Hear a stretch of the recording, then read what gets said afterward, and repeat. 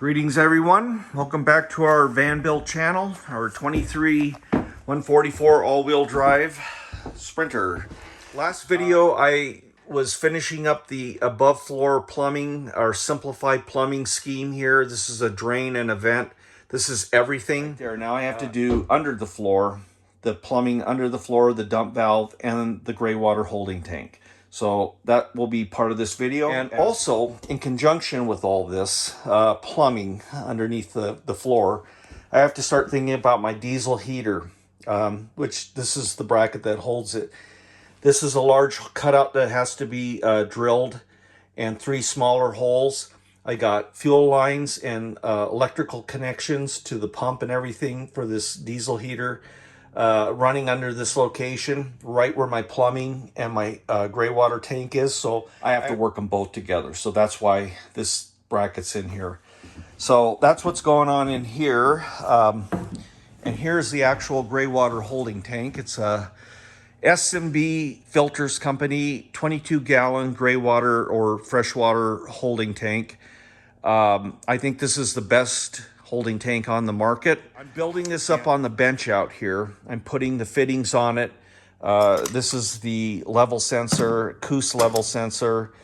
This is the underfloor plumbing and holding the dump valve, all that. In conjunction with putting the tank in, I have to do some things ahead of time. This is the fuel line for that diesel heater, that bracket I showed you in there. So that's going in today. It's not actually part of this video because I'm not installing the heater, which is right here. This is a Webasto dual top, 3-gallon hot water and air heater. So it's a dual unit for heat and hot water. That will be in a future video. So the first thing I got to do is get the fuel line for the diesel heater routed. Once I install the gray water tank, I'm going to lose access to this area where this fuel line is going to be installed. So I got to do that first. Got a little abrasion protection on here. This is just some rubber fuel line, and it's going through some sheet metal parts. There's existing holes already, so I'm not going to have to drill any holes to put this in. All right, here's that fuel line installed under the floor.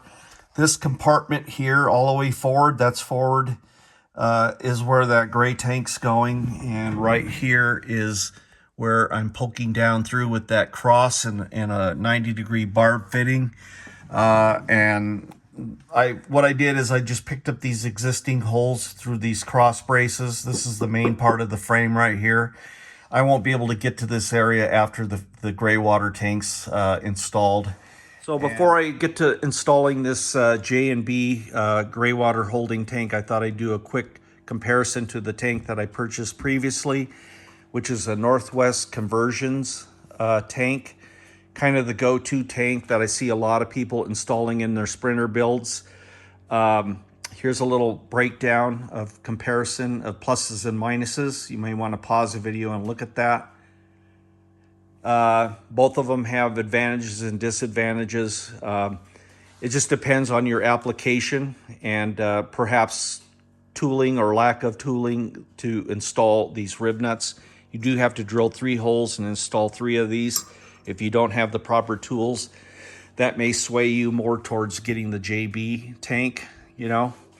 Just depends on your particular application and what would work the best for you. So next I will be getting to installing this J&B tank, and you'll see what an easy, elegant solution they have come up with to install a tank with no drilling. First order of business is I got to get this tank prepped and put all the fittings on. And I lied. There is some drilling. You got to drill out these ports, so I'm going to get that going.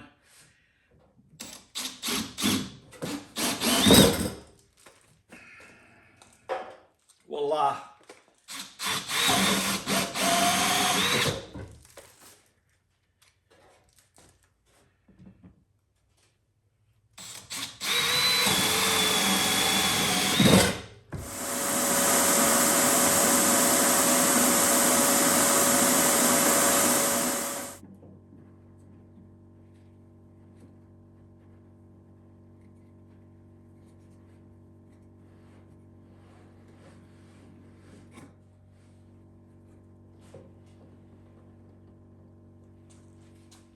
Okay, it supports now the sensor. I'll splice a wire on here later, right before I put it in. Okay, you don't want to tighten these things too tight. It's all plastic. It doesn't need to be that tight. It's all right.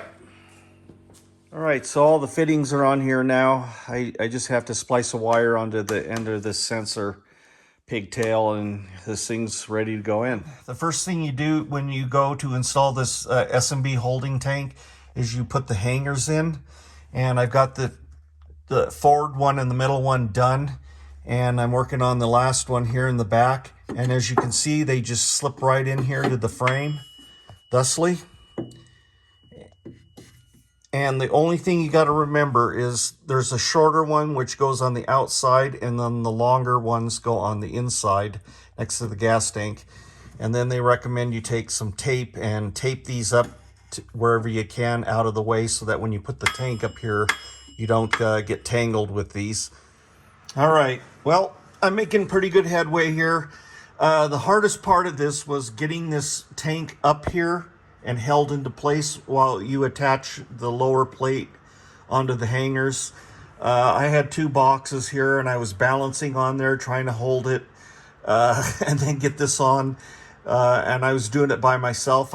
This would be a 15-minute job if there was two people, one holding the tank up here, the other putting these plates on. Next, I'll get this plate up here. Thusly is how it goes. And then there's the hardware for this one. All right, I couldn't do it one-handed and film, but this bracket's up here and loose, and I'll just tighten her down, and we'll be done with this. Yeah, that one's loose still.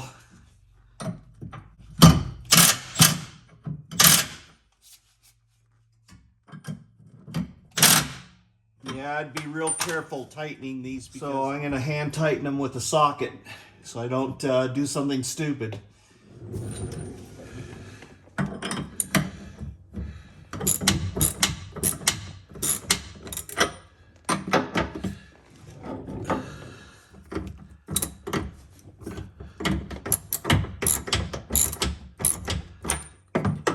Yeah, you want them snug. You don't want to go crazy and get them real tight, because you do run the risk of cracking this tank.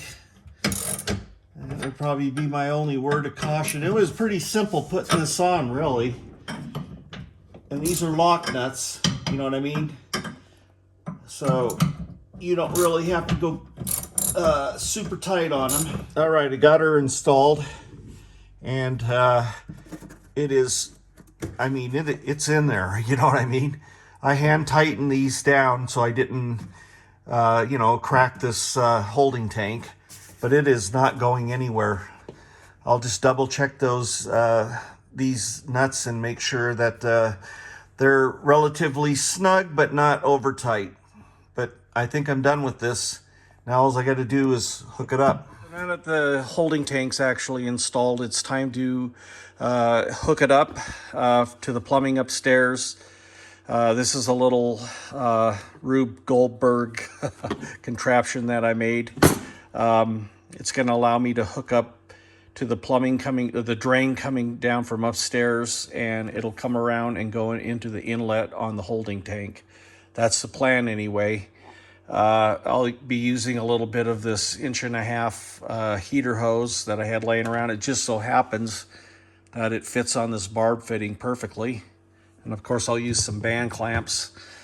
And if that doesn't work, plan B is this little rubber P-trap thingamajig that I saw at the hardware store, and I picked it up because it looked like it might work for me. And the other thing, of course, is the dump valve.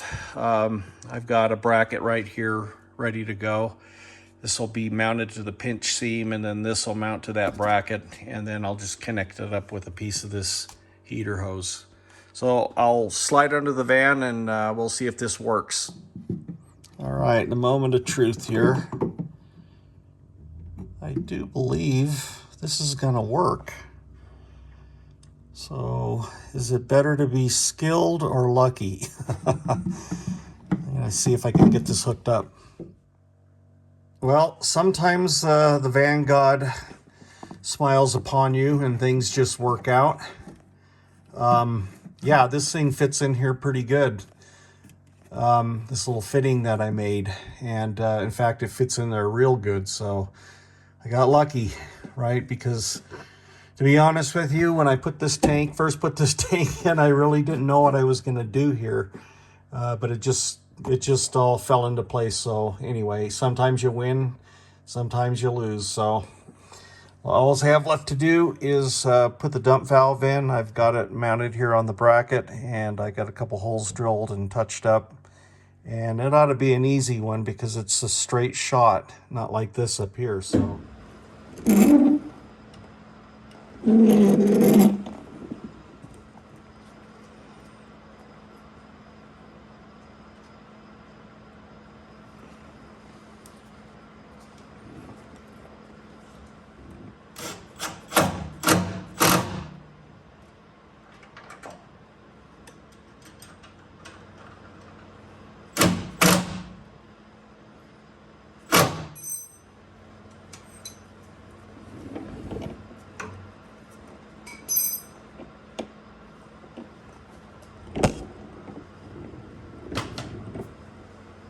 Well, that didn't work. I couldn't just run a hose here over to here and hook this up. The offset from here to here is just too great, and it put a big kink in the hose.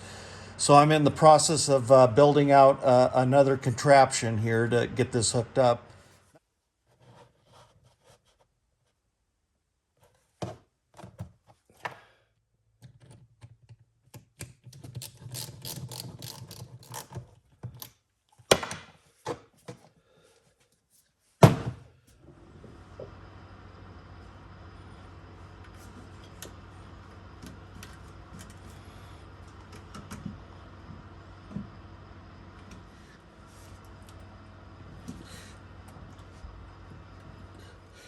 Well, for what it's worth, there is the alternate plumbing that I came up with to the dump valve. So that's all hooked up now, ready to go.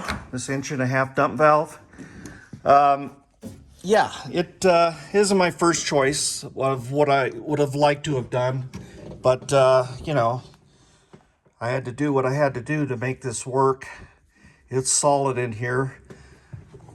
There's the upper plumbing going to the inlet from the drain coming from upstairs. So overall, yeah, this S&B Filters company holding tank, very happy with it. It went in super easy. In fact, it took me way longer to do the plumbing hookups than to actually install the tank. I think that's a 20-30 minute job if you have 2 people or a lift or something. Yeah, very clean installation. And here, I'll show you a shot from the side. You cannot see this from the side at all. So if you're concerned with stealth, you would have to kneel down to see it. It is actually tucked up in there really nice. I will include a link to S&B Filters installation for this tank. It's what I watched before I attempted it. And also I will include a link to Vanland, I believe, their installation of the Northwest conversion tank, the other tank that I showed you, so you can kind of compare the installation side by side. They're both excellent tanks. They both go in relatively easy. The S&B tank, I just think, is a better design. I like the port layouts and the fact that there's 0 drilling on it. Well, that's about it for this video. On the next installment, I will be building out my storage and utility closet and my electrical integration area, be doing some cabinetry, and also installing some electronics. Here's the main control panel that's going up above there. So as always, thanks again for watching, and I will see you on the next one.